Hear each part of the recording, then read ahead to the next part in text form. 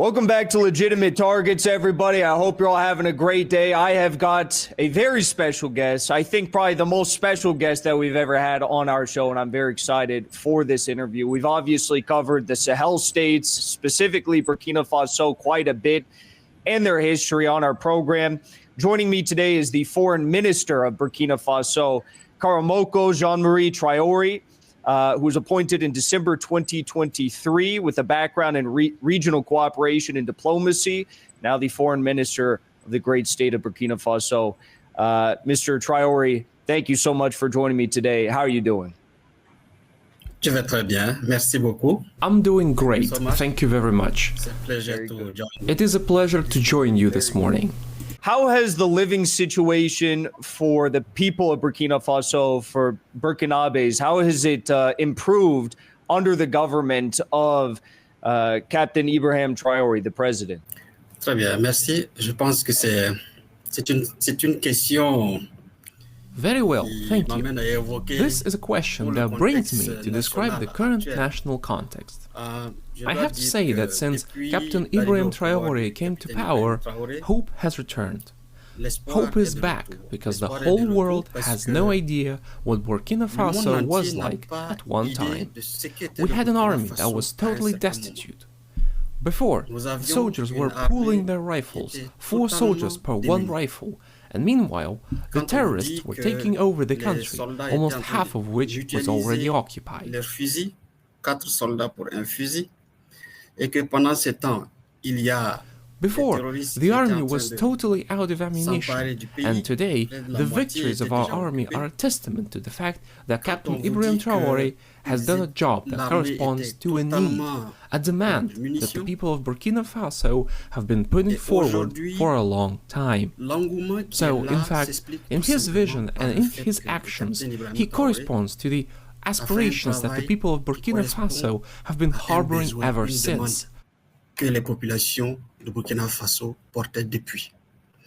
Donc, il est en fait dans sa vision et dans ses actions, What are these aspirations? il They correspond are to restore aux security, aspirations to que les relaunch peuples local burkinabés economies, portaient depuis. to establish new aspirations, c'est governance, and to ensure that restaurer la those who have been long remaining on the C'est margins of de growth relancer can les benefit économies from locales, it. c'est d'instaurer une nouvelle gouvernance et c'est de faire en sorte que ceux qui sont restés longtemps en marge des produits de la croissance puissent en être bénéficiaires. Et aujourd'hui, la vision du capitaine And today, Traoré Captain Traoré's vision est une vision embodies qui all incarne these toutes ces aspirations. aspirations. And Et c'est that's pour why you cela have a certain communion between the Vous avez people une and the certaine government's communion team entre today. les populations The army has et been rehabilitated. l'équipe The de army has been gouvernance re-equipped. aujourd'hui. The army has L'armée a regained été its morale réhabilitée. to go on the L'armée a offensive. été équipée. And a country that was L'armée half a occupied retrouvé le is moral now in the pour aller à process of l'offensive. recovering its entire Et territory, un pays with qui over était à moitié 71% of it est covered by the aujourd'hui en train military. de retrouver l'entièreté de son territoire avec plus de 71% du territoire qui a été recouvert par les militaires.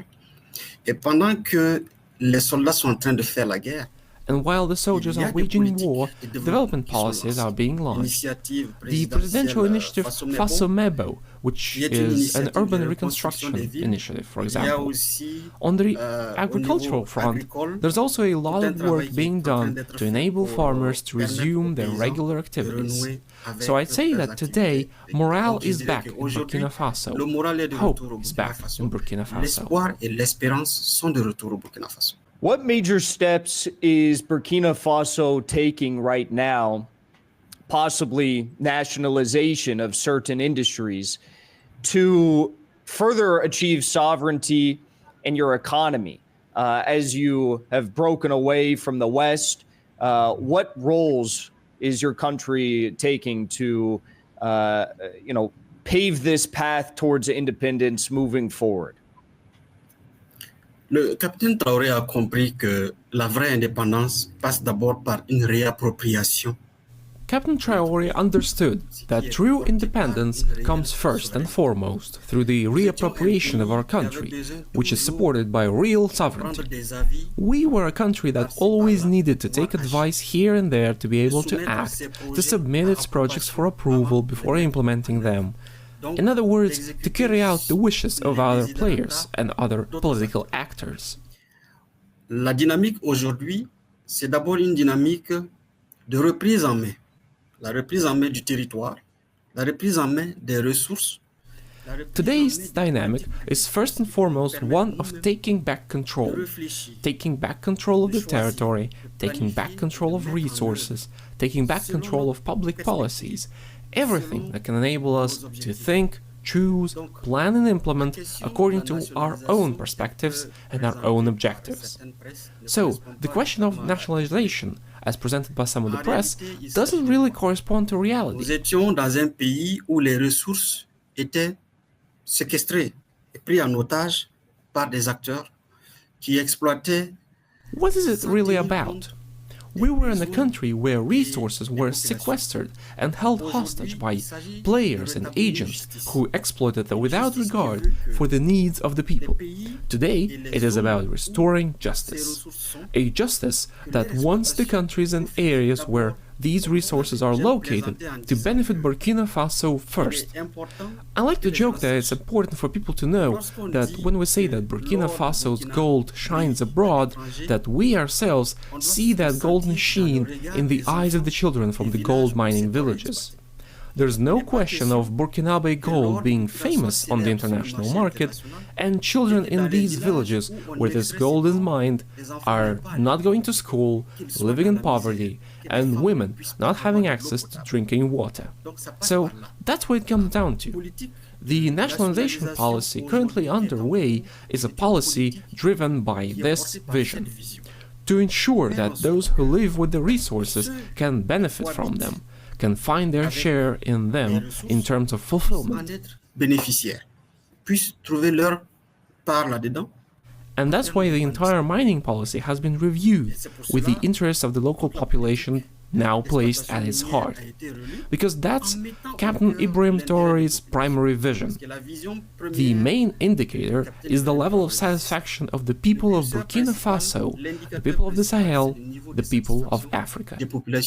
Burkinabé, des populations sahéliennes, des populations africaines. What role do you believe Western states are playing in the backing, funding, possibly arming of jihadist forces in your country and more broadly in the Sahel region as these groups attempt to destabilize your revolutionary governments? Alors, nous sommes animés de plusieurs questions. Il faut d'abord comprendre que quand on regarde l'histoire du terrorisme, we're driven by several questions. First of all, you have to understand that when you look at the history of terrorism in the sub-region, it all started in Mali, then in Niger, and then in Burkina Faso, and nobody saw it coming.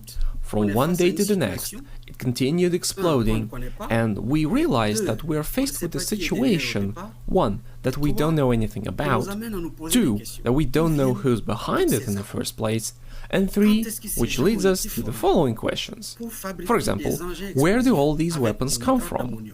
When were these people trained to make explosive devices with ammonium nitrate to attack military positions with sophisticated weapons? When were these weapons delivered? Where do these people get the money to recruit young people? J'étais à l'époque dans une organisation et à une conférence, il y a une ONG qui avait fait un sondage à l'époque au Mali. You know, at the time, I was in an organization and at a conference, an NGO that did a survey in Mali to find out what motivated young people to join terrorist groups. 90% of young people went there to earn money. So, they arrive, it's terrorist organizations that come, and they had almost become the second largest recruiter after the United States in our countries. So we said to ourselves, from the moment the weapons aren't manufactured in Burkina Faso, Mali or Niger, from the moment we don't produce the ammunition, and from one day to the next, thousands of people turn up armed with ammunition and money, there are bound to be people behind it. Naturellement, la première accusation, c'est les pays qui fabriquent ces armes, ces munitions. And who could be behind it? Naturally, the first accusation is the country that manufactured these weapons and ammunition. Today, people want us to address the situation of insecurity in the Sahel region without mentioning Libya. But who destroyed Libya? It was the West that destroyed Libya. And the destruction of Libya was the starting point for the spread of thousands of weapons that arrived in our villages and are now being used to kill people in the Sahel region. I see superfluous reports that some people present saying that terrorists get their supplies from army endowments. But this is not true. Where did the first weapons come from?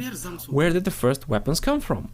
It's a legitimate question to be asked, and that's why we're saying that the destabilization of our countries here is nothing more than an instrument for initiating a new colonization process.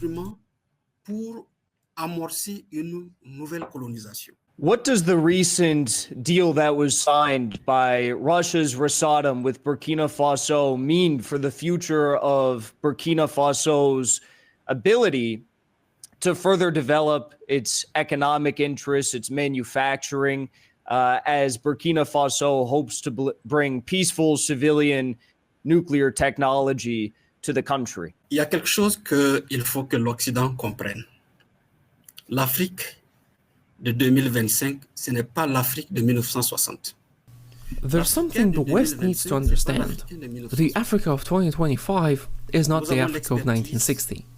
An African of 2025 is not an African from 1960. Now we have expertise, we have intelligence, we have capacities. What we lacked was the freedom to act. What we lacked was the appropriate funding, which was being held hostage by certain international players. Le continent des alternatives, des solutions, c'est le continent de demain, comme le dit tout le monde. Alors, today, Africa is the continent of alternatives, of solutions. It's the continent of possibilities, as everyone says. So, what Russia dared to do, what the West didn't want to do, and it's exactly the same thing that a country like China dared to do, is, first of all, believe in the abilities of African people. In other words, these people can now be considered our partners. From the moment you enter a partnership, it changes the way you look at all the things around you. So, it's no longer a question of dominating and being dominated, but it is of people sitting down to talk. Russia has won this battle. Ce challenge a été gagné par la Russie. Deuxièmement, c'est de dire. Secondly, when we trust you, when we consider you as partners, we can discuss projects because we know you have the capacity to do so, or in any case, you can mobilize the resources and capabilities to do so, which is something the West was very unwilling to do. This has enabled our countries to restructure their armies, re-equip them, and rethink our entire war policy. From an economic point of view, it's really the same logic. For example, France has been exploiting Nigeria's uranium in total ignorance of the reports coming in.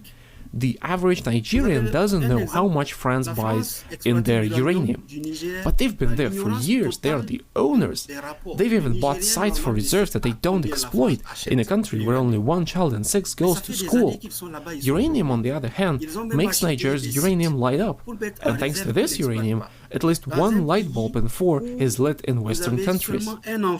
Sur 6 qui va à l'école. Par contre, l'uranium fait allumer, l'uranium du Niger est, grâce à cet uranium, au moins 1 ampoule sur 4 est allumée dans les pays occidentaux. Donc, quand vous êtes dans des rapports comme ça, so when you've been in a relationship like that for years, and then you have a partner like Russia or China that come along and make you an offer, they let you breathe, you immediately see the difference. And today, the new relations we have with Russia are not new relations of dominating or being dominated, but new relations of partnership, which are individualized precisely by the fact that they are aligned with our own priorities. They make us an offer, we evaluate it, we accept it or we don't accept it. We think together, we build together, and we move forward together. Let's take a look at the nuclear sector, for example. For years, this has been presented as a sector in which African countries are practically, shall we say, protected from working with it, because it's something reserved for the crème de la crème of the developed world. So yes, in other words, access to nuclear energy has been possible because certain international partners wanted it to be. Russia wanted it, and that's why African countries today are motivated and have the capacity to do it. They can do it. Because how many African countries produce uranium? A lot. In other words, today's new relations with Russia are organized around principles that highlight African capabilities, inner continent capabilities. What role does the Alliance for Sahel States, the AES, play in building a Pan-African vision for the future? And are you hopeful that there will be other African states that eventually join AES in the future and unite with Burkina Faso, Niger, and Mali?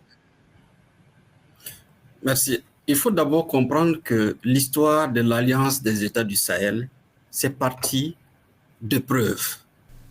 Thank you. First of all, it's important to understand that the history of the Alliance of Sahel States is a story of hardship. For years, 3 countries have been calling for help in the fight against insecurity and terrorism, but the whole world has decided to turn a blind eye. What's more, they have often used these countries in order to attract funding, for example, within the framework of the G5 Sahel or for other purposes. These 3 countries have been sounding the alarm for a very long time, saying that it's not just the Sahel that's under threat today, but the whole of West Africa. But they were not heard and they were not understood. Worse still, they've been ejected from organizations where solidarity should have been organized to support them in the first place. The Alliance of Sahel States is a wake-up call. A wake-up call organized on the basis of a people's conscience, which is that we have capacities, we need to be aware of them, and we have to stick together. It's the only surefire way out. From that moment on, we understood that we had to break certain ties to move away from non-African countries, to concentrate on our own inner continent capacities, to organize our own defense, our own economy, and get back on our feet. Organiser notre économie pour se relancer.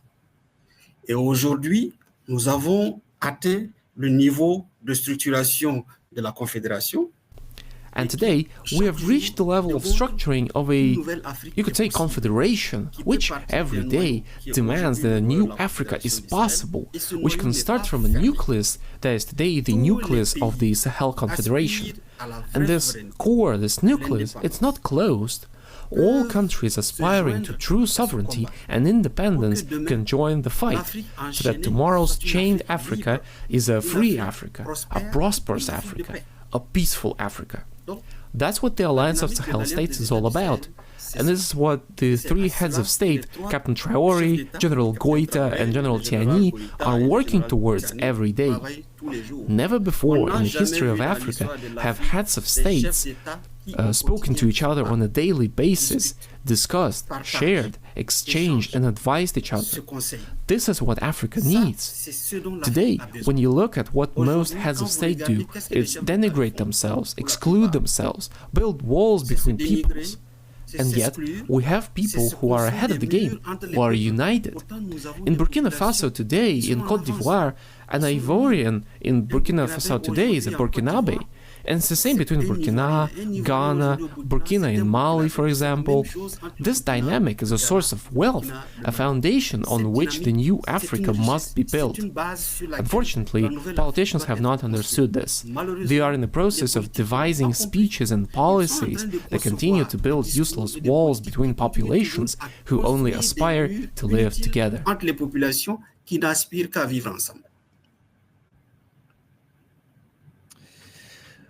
What steps is Burkina Faso taking right now to decolonize the minds of the Burkinabe people? Because with so many years under this neo-colonial Western dictatorship, I'd imagine that many people, despite the knowledge of what the French were doing and what the United States is doing, there still are steps that need to be taken to decolonize culture in everyone's minds. What steps are they taking right now? Nous avons pris conscience que pour réussir la vraie souveraineté, il faut effectivement reconstruire les mentalités.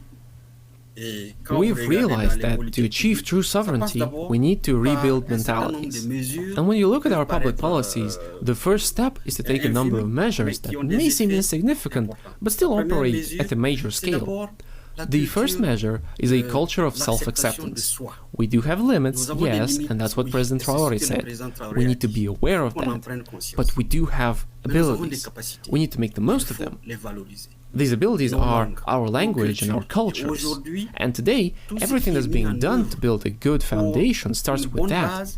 And that's why, when you look even at the three countries I have just mentioned, we came back to upgrade our language, to upgrade our cultures. The Day of Customs and Traditions in Mali and other similar events are in fact driven by this spirit. Because, first and foremost, we are Africans. We are Burkinabe.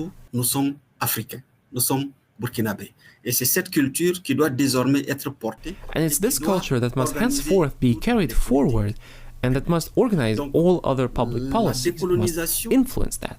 So, the decolonization that is the most difficult and is precisely that which consists in working on mentalities. Burkina Faso today is proud of its country. And why is that? It's proud of its country because there's a leadership that expresses itself and that leads it to say, we're a capable country just like any other. We can do anything here in Burkina Faso. We don't need to imagine our future through another country which is a colonizing country. We have the opportunity to build a Burkina Faso and Africa where Africans are proud to stay and where they can have it all.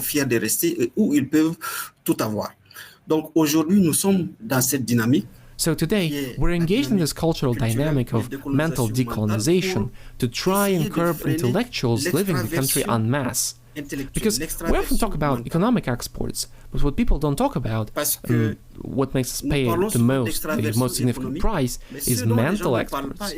And that's what we're working on in the three countries, to get young Burkinabe into schools, in maternity wards and nursery schools, in primary schools, so that children become aware and accept their country and build a new Burkinabe citizenship and new African citizenship. Et construire une nouvelle citoyenneté burkinabé, une nouvelle citoyenneté africaine. And one last question for you. Thank you so much for your time.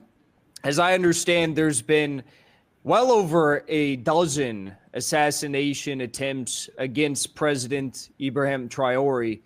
And God bless that he is still with us. God bless his security. Who do you believe is behind these attacks? And why do you think they're doing this? What threat does a sovereign Burkina Faso represent? Merci pour les bénédictions d'abord, et nous espérons l'avoir encore pour de longues années. Thank you for your blessings first of all, and we do hope that he survives for many years to come. We believe that the awareness that Captain Traoré triggered and the drive to develop African capacities that he initiated threatened the interests of the countries that used to exploit us. And today, we are convinced that behind the situation of insecurity lies the protection of the interests of said countries. Because, you see, the more unstable we are, the more vulnerable and fragile we are, the more they will always be able to achieve their goals. So, we're not surprised by these assassination attempts because we've been there. Burkina Faso knew Sankara. The Sankara phenomenon was the same dynamic, and we had embarked on an African development course driven by a clear vision of a visionary head of state. When Sankara was assassinated, all prospects were put on hold and we fell back to even a lower level. Today, there's a resurgence with the same spirit, with identical leadership, with a population that's increasingly on board, and the fear that this phenomenon will spread throughout Africa, that Africans will take back control of their own development, naturally threatening the survival of other international players outside our countries. D'autres acteurs qui sont hors du pays. Donc, je ne saurais nommer ceux qui sont derrière les tentatives d'assassinat. Par contre, ce que je peux dire, c'est que So I can't name those behind the assassination attempts. What I can say, however, is that as long as industrialization continues to develop in our countries, there will be the problem of supplying raw materials to other industries outside African countries. And it's these people who are working to put the brakes on our country's development agendas. Because a developed, self-sufficient Africa means Western countries with supply problems.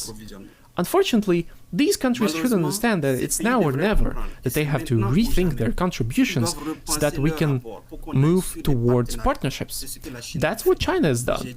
And I've often said to certain other players that the Chinese, when they come to you, even when you don't have any capacities to be a partner to them, they create that capacity to make you partners. That's the only way that they can continue. But on the other hand, they want to confine you and force you to always stay at the level you can't go beyond, because you have to keep on providing so that others can live. I'm talking about Western countries right now. But these are not the commitments we made at the United Nations. The Charter of the United Nations is based on shared universal values of peace, development, and tranquility. But today, in practice, indeed, we want peace and quiet to be for the developed countries, while the other countries continue to beg. Dans la mendicité. Donc, je pense que nous sommes, comme j'aime le dire, dans une dictature des démocraties. So, I think we are, as I like to say, in a dictatorship of democracy. The dictatorship of democracy, for me, is the one that wants us to turn a blind eye to the death of a child in Palestine and for everyone to stand up when there is an attack in a developed country. It's this dictatorship of democracy that wants us to accept that Ukraine should postpone its elections because they're at war, and that in Sahel countries we force them to organize elections because that's the way it is, that's the way you have to do it. This dictatorship of democracy is the one that wants Sahelian countries to keep quiet even when their own resources are being exploited, being plundered, because that's the norm, and Western countries can all but afford it. We've seen countries tear up conventional documents at the United Nations, and we want everyone to accept it, that this is happening. Coming from an African country, this is not possible. So this dictatorship of democracy must come to an end and give way to all countries aspiring to development. It's the only way to save the world. It's the only way to leave future generations a world of peace, a world of tranquility. Foreign Minister Jean-Marie Traoré, thank you so much for your time, and thank you for inspiring me and many, many other people. We all are really rooting for Burkina Faso and for the Sahel states and your revolutionary governments and people. So I wish you nothing but the best, and God bless Burkina Faso. Thank you. Thank you so much. God bless you. Thank you.